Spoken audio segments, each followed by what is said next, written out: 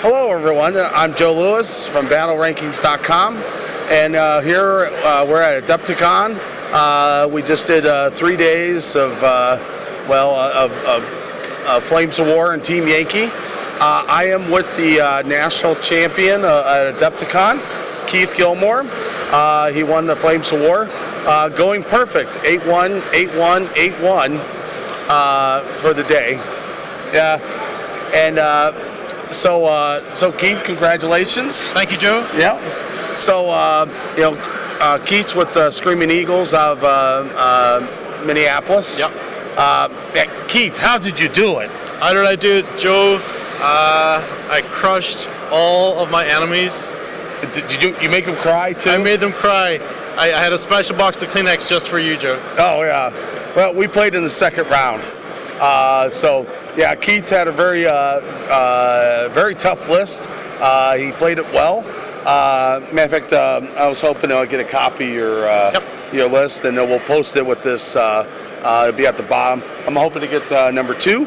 Matter of fact, behind us right now, they got a mega team Yankee battle royale going on wow, 3 large tables. So that's kind of a fun thing going on. But so Keith, why don't you talk about your army, what you brought? Sure. So I brought the 51st Rifle from D-Day, so the Crazy Highlanders. They were reluctant veteran, but they have some special rules to make them a little better for unpinning and counterattacking on a 4 instead of 5.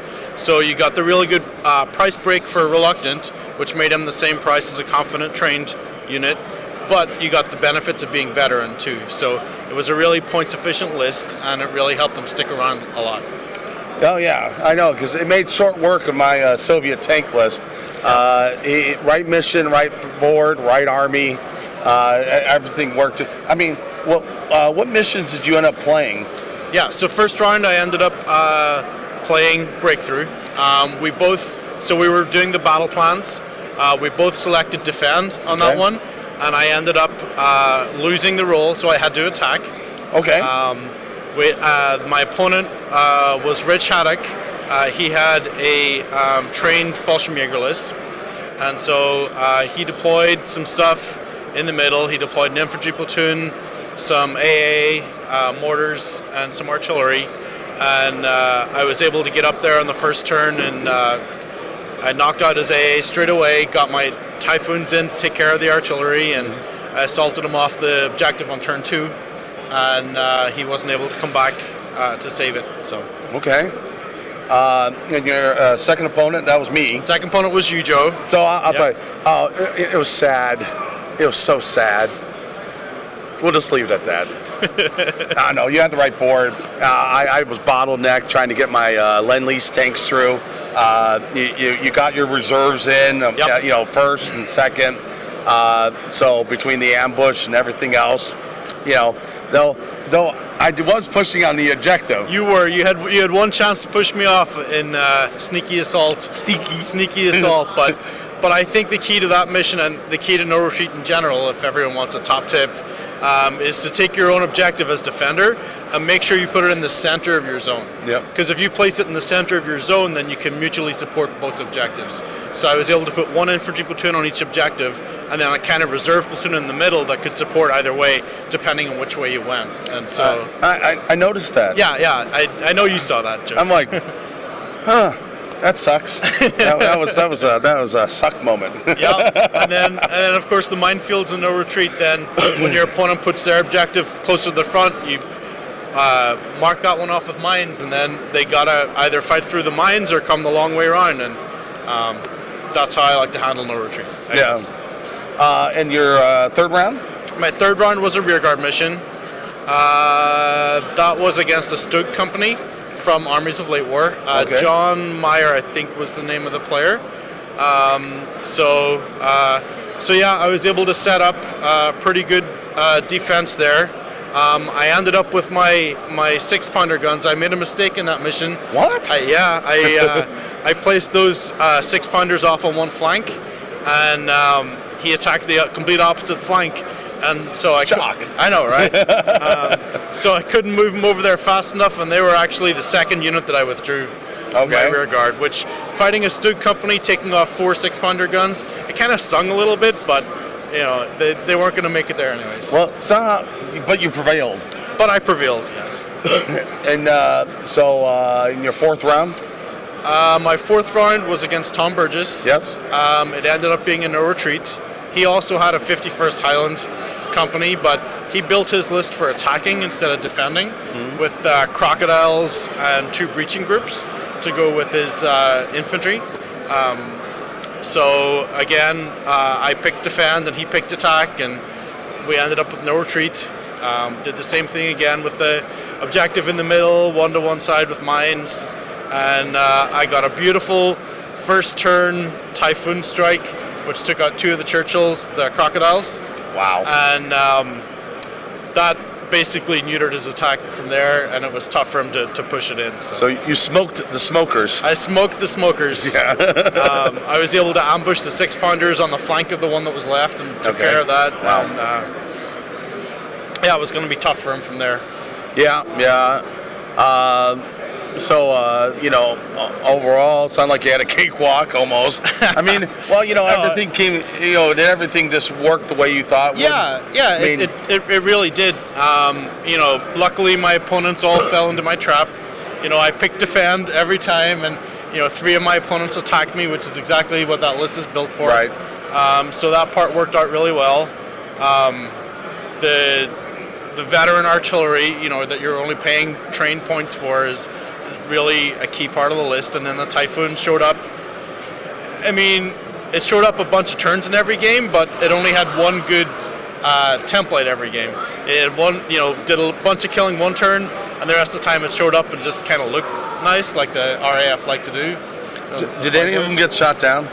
Yeah, Joe, you shot one down with your 50 cals.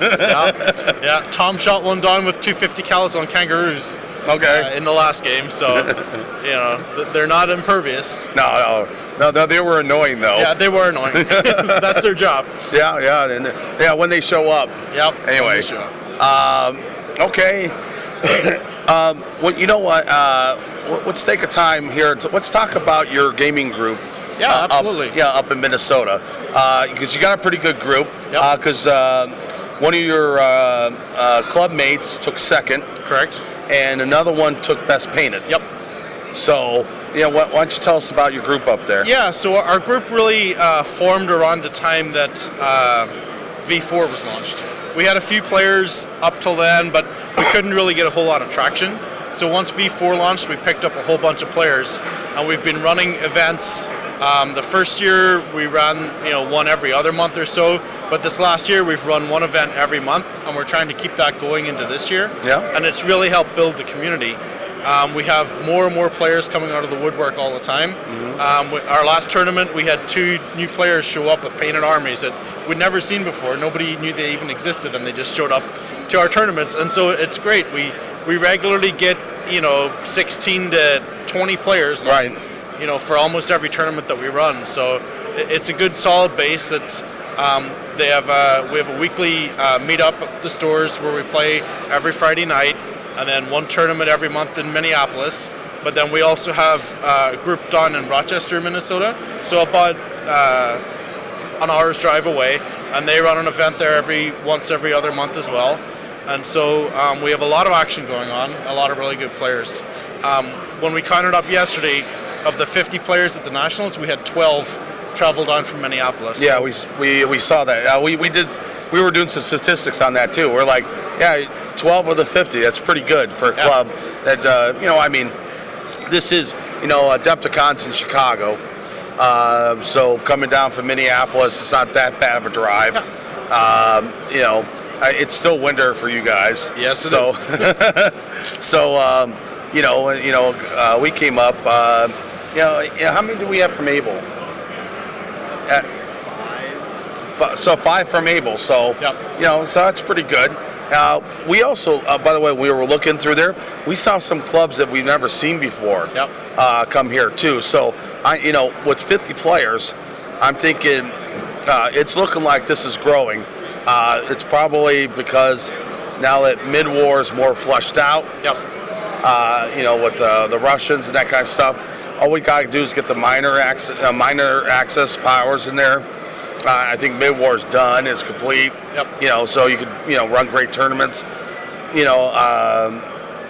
you looking at this as like the great last hurrah for the version 3 books? Yeah, that's kind of what a lot of people did. I saw some really funky armies here that I don't think I've seen on the board for a long time. We had Sturm Tigers, we had Super Pershings. Yep. We had all those things that you just don't see, and I think everyone was enjoying playing with their toys for the one last time before they put them away for a while. Yeah, I ran Soviet Lend-Lease tanks because I have a suspicious feeling I ain't going to be seeing those for at least 2 years in the V4 books. Yep. So I'm like, well, hey, let's whip these bad boys out one last time and have some fun with. Mm-hmm. And I know some other people did that too. Sure.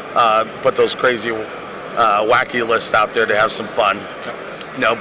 But you brought your A game. You're like, well, I don't think with the British lists we're not going to see anything good, anything flavorful. I think for a while we're going to see we're going to have the Armies of Late War book with our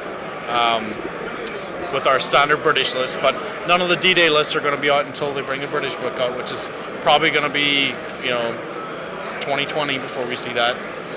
So I wanted to get some crazy Highlanders out there and see what they could do. And they did well. Yep. I mean, you had a great game plan. Defend. You had a great defend list. That indirect fire from your tanks was awesome. Yep. The tank destroyers didn't have that, right? No, right.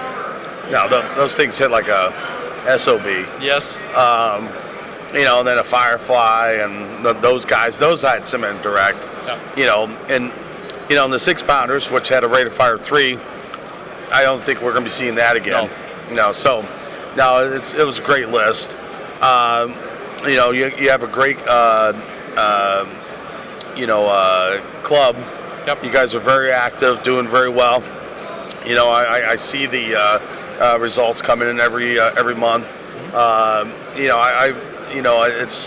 It's really it's good to hear a club going on because you're not. I think. Like Able Company's blessed because within 3 hours, easily we could hit many tournaments. Mm-hmm. You're like 8 hours from Indy at least, so it's not like you could get to them all. So it's basically all your concentration's right there. Yeah. And and I see pictures of the game store. It looks like a great game store. And obviously the game. What's the game store called? Dreamer's Vault. Dreamer's Vault, and they're obviously supporting. Oh, very much so. They help us out a lot. They make a lot of space for us to play. They have some terrain there at the store as well, and they're definitely supportive of trying to grow the hobby and make bigger and better events all the time. Very good. Now Masters. Yep. Is open. And you guys put a bid in for it. We certainly did. And you want to tell me what you pitched? So our Masters tournament we're planning for, if we get the bid, we're going to run the Masters tournament with our 18 players in the store. We're going to have a side tournament of the same time period that Masters has. Okay. We have space for another, we think 9 tables, so another 18 players can come along and play alongside the 18 for Masters. So that would run on the Saturday. And then for the Sunday, we have some pretty good painters in the Minneapolis area. We had Best Painted in Team Yankee. We had Best Painted in Flames of War last year and this year. Yeah. And so some of those top painters have agreed to come in and run a painting clinic on the Sunday. And so Battlefront have said they'll provide us with some sprues so we can do some paint and take activities with some of those really good painters. All right. And then the other thing we're going to run on the Sunday as well is a mega battle.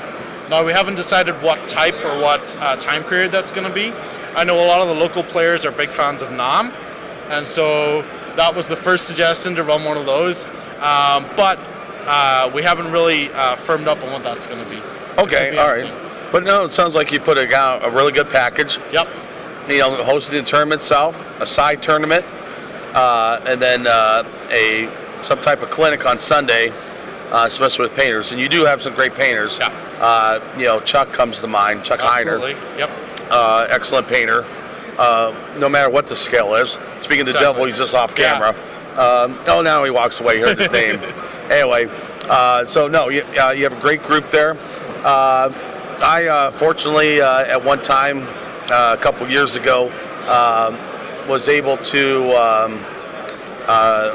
I had I had an IBM meeting in Rochester, Minnesota, and hooked up.